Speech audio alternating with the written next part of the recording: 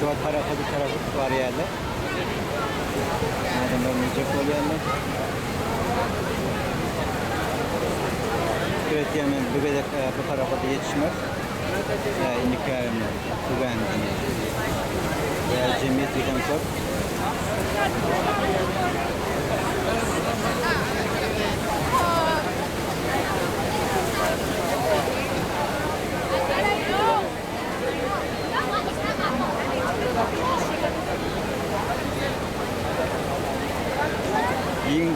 Gendir dünya diyenleri. Adem gengenin atır bakın, kolu var.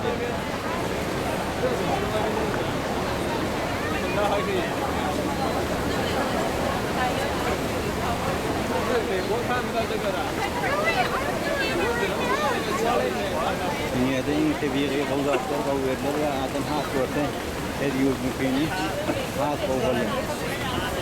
Adam degen ya kayıgamlar yatın çıkıyor şadiyen mınıyor.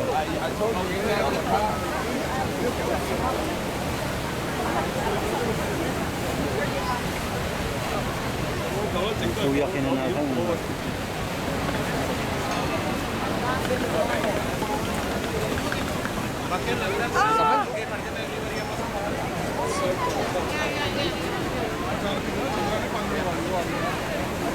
આપણી બોટ ઊભી નથી.